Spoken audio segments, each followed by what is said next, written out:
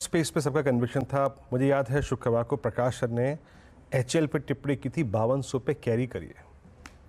जनाब वो स्टॉक आज सुबह सुबह खुलाई 5450 पे, फिर मैंने मानसिक व्यू लिया, सेकंड व्यू, उन्होंने कहा करीब 5700 की कॉल पकड़ लीजिए, डे हाई पर, ऑल टाइम हाई पे 6.5% ऊपर। अब ये ऑल टाइम हाई पे फिर एक बार कॉल आई है, 6.5% ऊपर रचना जी पिक कर रही हैं। मेरी हमेशा नज़र होती है डिफरेंशियल पे, डिफरेंशियल कहाँ परसिस्ट कर रहा है। प्रकाश सर, पता है जिस जगह आपने स्पॉटिंग की थी एचएल की, वो बढ़िया थी।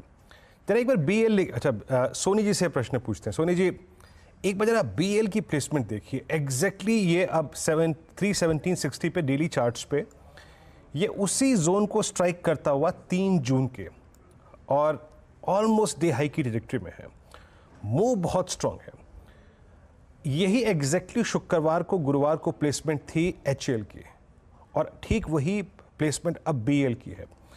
क्या बीएल पे दिमाग लगाना चाहिए कोई, क्या फ्यूचर्स पे, डिलीवरी पे, या फिर कोई आउट ऑफ मनी कॉल पे जहां पैसा बन सके?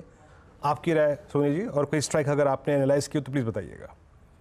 जी, वीरेंद्र जी, यहाँ पे हम देख सकते हैं कि 320-22 के लेवल पे एक हल्की सी रेजिस्टेंस बन सकती है। बट जब वो क्रॉस करेगा ये रेजिस्टेंस, आपको बहुत शार्प एक रैली टुवर्ड्स 340-345 रेंज तक मिल सकता है। सो काफी स्ट्रॉन्ग लग रहा है, कंटिन्यू करना चाहिए। अगर कोई ऑलरेडी लेके रखे हैं 310 305 के रेंज पे बहुत स्ट्रॉन्ग सपोर्ट बनते जा रहा है। सो डिलीवरी के लिए भी आप होल्ड कर सकते हैं। 345 350 टारगेट्स यहाँ पे आएगा। इनफैक्ट ऑप्शन कॉल में भी एक जून की सीरीज में भी कर सकते हैं। 330 कॉल ऑप्शन जो कि करीबन अभी 5 रुपए 4.8 5 रुपए के बीच में चल रहा है, वहां पे आप बाय कर सकते हैं। 2.8 का यहाँ पे स्टॉप लॉस मेंटेन कर सकते हैं। टारगेट यहाँ पे 10 और 12 बैठ सकता है। ये जून सीरीज में ही आने के लिए चांसेस काफी हाई। जून सीरीज में ये लेवल्स आते हुए दिखाई देंगे। बीईएल एक इंटरेस्टिंग ट्रेड, 350 का कॉल लेने की सलाह। इनफैक्ट ये पूरा 330, आई बेग योर पार्डन, मैंने 350 बोल दिया, 330 है वो कॉल।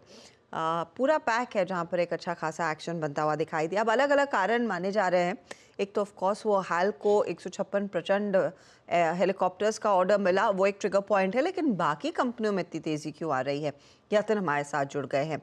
Yatin, good afternoon. तो गुड आफ्टरनून। 5 बड़े रीजंस हैं जिसके कारण आज डिफेंस शेयर्स शायद मूव कर रहे हैं। सबसे पहले, जैसे कि अर्शदा ने कहा, कि जो प्रचंड हेलीकॉप्टर्स हैं, इसका जो 45-50 हज़ार करोड़ के अपवर्ड्स का ऑर्डर जो प्रपोज्ड है, उसके कारण एचएल के शेयर में 6.5% की तेज़ी है।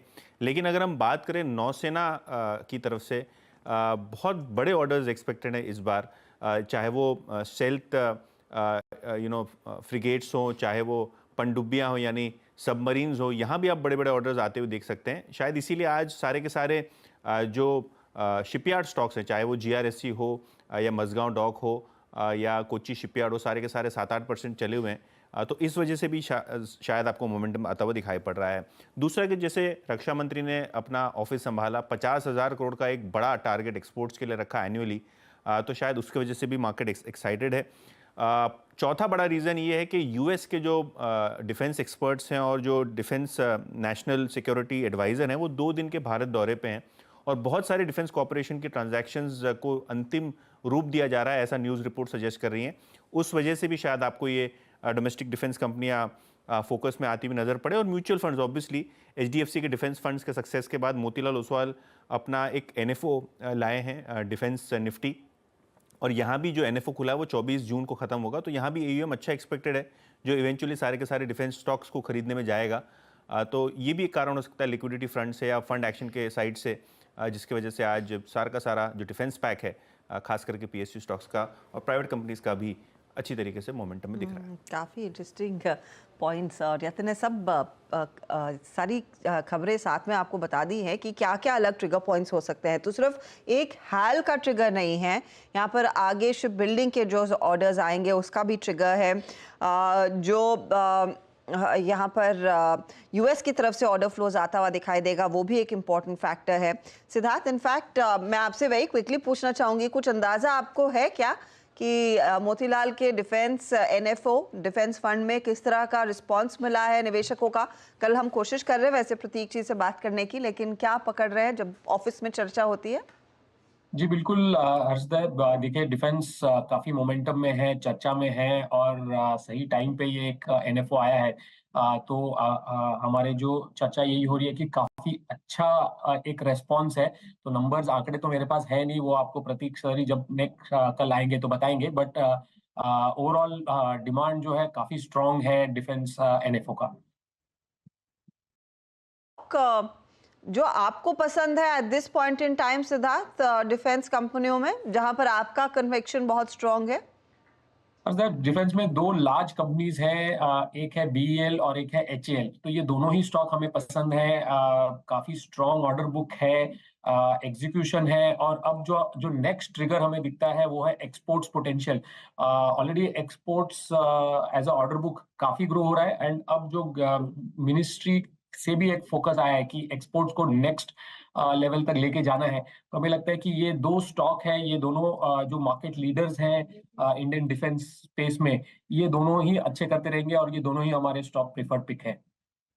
मैं एक रिपोर्ट और पढ़ रही हूँ जिसमें यह भी कहा गया है कि एक आर्मर्ड व्हीकल भी दरअसल स्ट्राइकर नाम की यूएस इंडिया की एडवांस बातचीत जो चल रही है उसकी खरीदारी होती हुई दिखाई दे सकती है। वो एक इंटरेस्टिंग होगा। हाल की तरफ से हमने देखा है कई सारे ऑर्डर्स वैसे भी काफ़ी एक्टिवली सर्विस हो रहे हैं, चाहे वो ये प्रचंड हेलीकॉप्टर हो या फिर आपके तेजस मार्क 2 फाइटर्स। तो ऑर्डर बुक्स लार्जली स्वेल ही करती हुई दिखाई देंगी। हम कोशिश कर रहे हैं इनफैक्ट हमारे डिफेंस एनालिस्ट को जोड़ने की, उनसे बातचीत होनी है।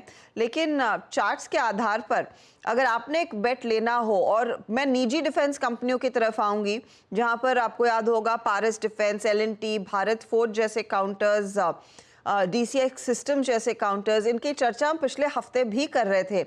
मानस, ये निजी साइड पर कोई स्टॉक आपको पसंद है? चार्टिकली इट्स एन इजी कैच कि आप PSU में कोई भी डिफेंस कंपनी हाथ लगाएंगे वहां पर पैसा बना है और बनेगा भी, लेकिन जो प्राइवेट सेक्टर पॉकेट है वो कैसा प्लेस्ड है चार्ट्स पर?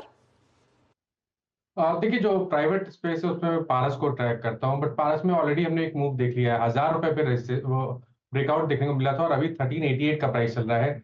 आज भी 20% सर्किट लगा हुआ है स्टॉक है, तो आई थिंक यहाँ पर तो देर हो गई है, अभी यहाँ पर नहीं। लेकिन मैंने प्राइवेट जो डिफेंस कंपनीज है उसको मैंने और कोई स्टॉक ट्रैक नहीं किया है, बट मेरी पसंद अभी भी HAL पे है। मेरा समझना है कि HAL में करंट लेवल से भी अच्छा खासा पोटेंशियल है।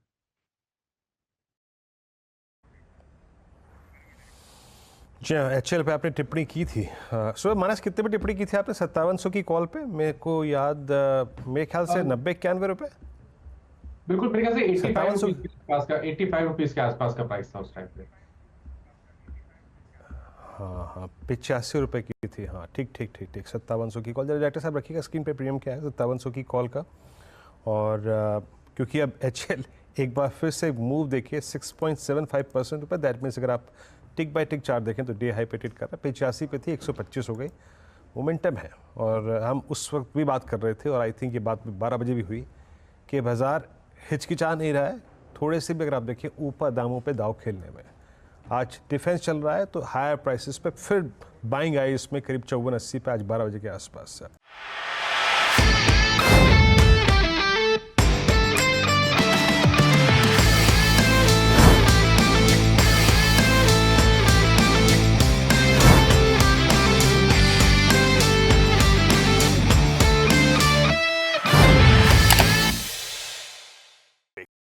बता दें कि मनी कंट्रोल पर दिए गए विचार एक्सपर्ट्स के अपने निजी विचार होते हैं।